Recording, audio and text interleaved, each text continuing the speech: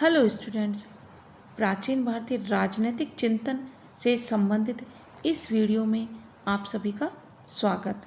प्राचीन भारत के राजनीतिक चिंतन में जिन व्यक्तियों को बहुत अधिक सम्मानपूर्ण स्थान प्राप्त है, उनमें एक नाम निश्चित रूप से शुक्राचार्य है, जिन्हें शुक्र के नाम से भी जाना जाता है। तो आइए इस वीडियो में अध्ययन कर रहे हैं शुक्र के न्याय, न्यायपालिका और दंड से संबंधित विचारों का। शुक्र नीति सार शुक्र का सर्वप्रसिद्ध ग्रंथ है। शुक्र नीति में जहाँ 4 अध्याय 2200 श्लोक हैं, उसके चौथे अध्याय जो सबसे अधिक लंबा है, उसमें न्याय व्यवस्था जैसे विषयों का विवेचन किया गया है। शुक्र नीति में राज्य का प्रमुख दायित्व न्याय को माना गया है। दुष्टों का निग्रह और सज्जनों के पक्ष में सम्मान और संपदा के वितरण को ग्रंथ में राज्य का प्रमुख कर्तव्य माना गया है। न्याय के संस्थागत और प्रक्रियात्मक पक्षों का ग्रंथ में सटीक विवेचन किया गया है। ग्रंथ में न्यायपालिका के संगठन, न्याय प्रक्रिया तथा मुकदमों से संबंधित पक्षों के अधिकारों और दायित्वों का भी विस्तार से विवेचन किया गया है। शुक्र के मतानुसार राज्य कानूनों के स्रोत हैं। धर्मशास्त्र जातियों, प्रदेशों व श्रेणियों के चलन तथा राजा के आदेश। न्यायपालिका शुक्र ने न्यायालयों को 2 मुख्य शाखाओं में विभक्त किया है। प्रथम शाखा के अंतर्गत वे न्यायालय आते हैं जिनका निर्माण स्थानीय संस्थाओं के रूप में माना गया है। न्यायालयों की दूसरी शाखा में उन न्यायालयों को स्थान दिया गया है जिन पर राज्य का प्रत्यक्ष नियंत्रण रहता है। इन न्यायालयों में कार्यरत न्यायाधीशों तथा कर्मचारियों की नियुक्ति राज्य की ओर से की जाने की व्यवस्था है। शुक्र द्वारा न्यायिक प्रक्रिया के अंतर्गत राजा एवं सभा का उल्लेख किया गया है तथा विशेष प्रसंगों में निर्णय में सहायता करने के लिए जूरी का भी उल्लेख किया गया है। शुक्र नीति में राजा को संपूर्ण न्याय व्यवस्था का प्रमुख निर्णायक अथवा सर्वोच्च अधिकारी माना गया है, किंतु ग्रंथ में यह स्पष्ट कर दिया गया है कि राजा न्यायपालिका के केवल औपचारिक अध्यक्ष है। शुक्र द्वारा राजा से शास्त्रों के अनुरूप न्यायिक कार्यों को भली भांति देखने की अपेक्षा की गई है।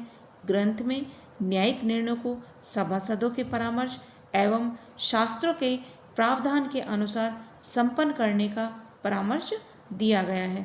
राजा द्वारा अकेले ही सभासदों की सहमति के लिए बिना निर्णय लेने के गंभीर दुष्परिणामों का भी उल्लेख इसमें किया गया है। शुक्र नीति ग्रंथ में न्यायाधीश के पद पर नियुक्ति के लिए आवश्यक योग्यताएं निर्धारित की गई हैं। शुक्र ने तकनीकी व विशिष्ट प्रकृति के मामलों में तकनीकी व विशिष्ट ज्ञान रखने वाले विशेषज्ञों से निर्णय कराने का भी परामर्श दिया है। विभिन्न न्यायिक निकाय व प्राधिकारी, इसके अंतर्गत सभा। शुक्र नीति में न्याय सभा का उल्लेख अनेक संदर्भों में किया गया है। ग्रंथ में इस सभा को संगठनात्मक व प्रक्रियात्मक पक्षों का चित्रण विस्तार से नहीं किया गया, किंतु सभा के सदस्यों की योग्यताओं का उल्लेख इसमें किया गया है। ग्रंथ में कहा गया है कि सभासद को मुकदमा देखने की रीति को जानने वाला, बुद्धिमान, चरित्रवान तथा गुणों से युक्त, शत्रु तथा मित्र के साथ समान व्यवहार करने वाला, धर्म को जानने वाला आदि से रहित होना चाहिए। शुक्र नीति में जूरी अथवा विचार सभा का भी उल्लेख किया गया है। शुक्र ने राजा को सुपरीक्षित व सुयोग्य व्यक्तियों को ही जूरी के रूप में नियुक्त करने का परामर्श दिया है। मुख्य न्यायाधीश शुक्र ने सभासद, जूरी आदि को न्यायिक अधिकारी माना है। इनके अतिरिक्त एक पृथक न्यायाधीश की नियुक्ति का भी प्रावधान किया गया है।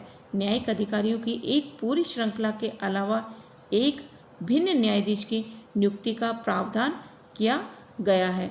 वस्तुतः शुक्र नीति में इस प्राधिकारी को मुख्य न्यायाधीश के समकक्ष माना गया है।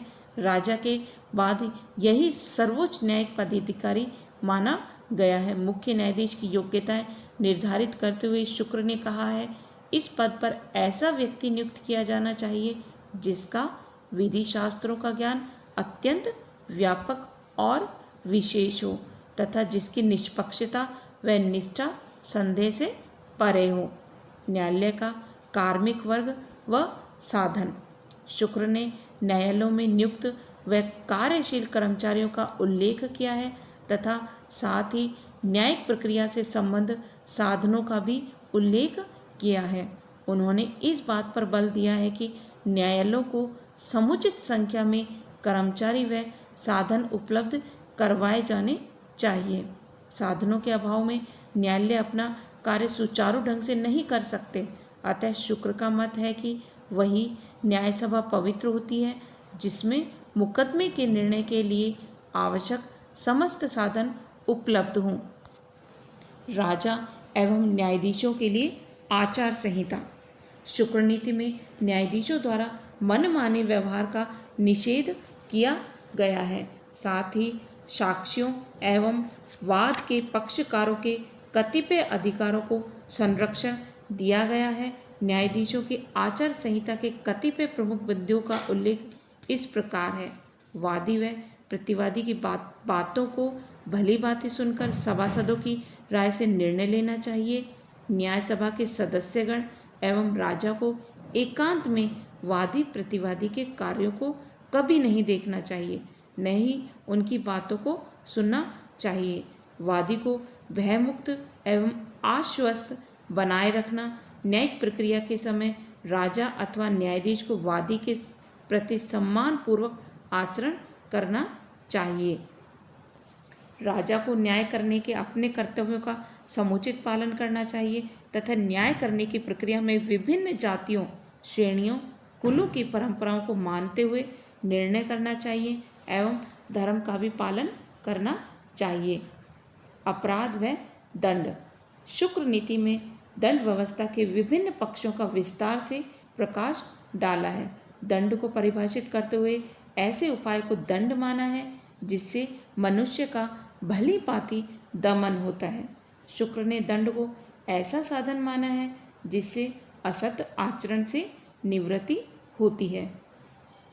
दंड के प्रभाव की मीमांसा करते हुए शुक्र नीति में कहा गया है कि दंड के भय से प्रजा अपने धर्म में निरत रहती है तथा विभिन्न प्रकार के अवैध, अनैतिक व समाज विरोधी कृत्यों से विमुख रहती है।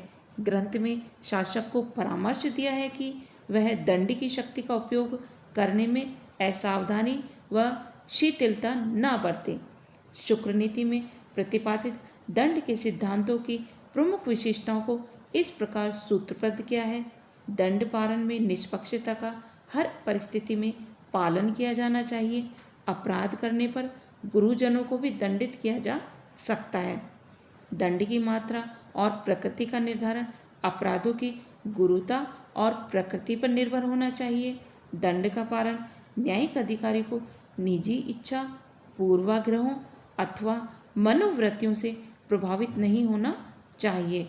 दंड के पालन में मानवीय संवेगों को नहीं अपितु तर्क, तथ्य, विधि के प्रावधानों व साक्ष्य को आधार माना जाना चाहिए। दंड का पालन अपराधी से सिद्ध दोष होने के पश्चात ही किया जाना चाहिए। अपराधी को एक निर्धारित प्रक्रिया के द्वारा ही सिद्ध दोष घोषित किया जा सकता है। ऐसी प्रक्रिया में अपराधी को स्वयं को निर्दोष सिद्ध करने का पूरा अवसर प्रदान किया जाना चाहिए। शुक्र ने दंड के निवारक, प्रतिकारात्मक तथा सुधारात्मक तीनों प्रकार के प्रयोजनों को स्वीकार किया है। अपराधों का वर्गीकरण। शुक्र नीति में अपराधों के 4 प्रमुख भेदों को स्वीकार किया गया है। कायिक, इस श्रेणी में शारीरिक आघात के द्वारा किए जाने वाले अपराधों को सम्मिलित किया गया है। वाचिक, इस श्रेणी में वाणी द्वारा किए गए अपराधों को शामिल किया है। मानसिक, इस श्रेणी में मन में किए गए अपराधों को शामिल किया गया है। सांसर्गिक, इस श्रेणी में ऐसे अपराध सम्मिलित किए गए हैं जो किसी अपराधी के आपराधिक कृत्य में साथ रहने अथवा प्रत्यक्ष व परोक्ष सहायता पहुंचाने में सहायता करते हैं। इन चारों श्रेणियों के अपराधों की दो सामान्य उपश्रेणियां भी उन्होंने बताई हैं। कारित, स्वयं किया गया अथवा करवाया गया अपराध। अनुमोदित, अपराध कार्य में स्वयं भाग न लेते हुए किसी न किसी रूप में अपराध करने की अनुमति दी हो। अपराधों की आवृत्ति के आधार पर भी उन्होंने श्रेणियां बताई हैं। शुक्र ने अपेक्षा की है कि अपराधी के लिए दंड की प्रकृति और मात्रा का निर्धारण करते समय अपराधों के वर्गीकरण के सभी बिंदुओं पर समुचित ध्यान दिया जाना चाहिए। शुक्र नीति में अपराधों की जो विभिन्न श्रेणियां बतलाई हैं वे अपराधों के संबंध में शुक्र के व्यापक अध्ययन की परिचायक हैं। अपराध और दंड के संबंध में उनका समस्त अध्ययन व्यवस्थित और व्यवहारिक है तथा उनकी विवेचना पर्याप्त अंशों में वैज्ञानिक है। शुक्र नीति में तत्कालीन प्रवृत्तियों के अनुरूप कठोर दंड की व्यवस्था की गई है। गंभीर अपराधों के लिए शुक्र नीति में देश निष्कासन के दंड का भी सुझाव दिया है। सामान्यतः शुक्र प्राण दंड के पक्ष में नहीं है, लेकिन राजद्रोह जैसे गंभीरतम अपराध के लिए प्राण दंड दिया जा सकता है।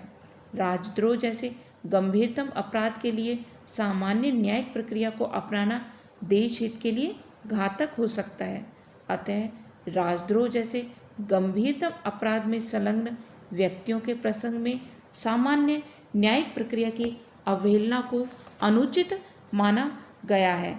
न्यायिक प्रणाली के विभिन्न पक्षों के संबंध में स्पष्ट नियमों का प्रतिपादन कर शुक्र ने एक व्यवस्थित न्यायिक दर्शन प्रस्तुत किया है। इस प्रकार कह सकते हैं शुक्र ने एक पूर्ण राजनीतिक दर्शन का प्रतिपादन किया है। भारतीय राजनीतिक चिंतन को उनका यह चिंतन, योगदान और असंदिग्ध है। धन्यवाद।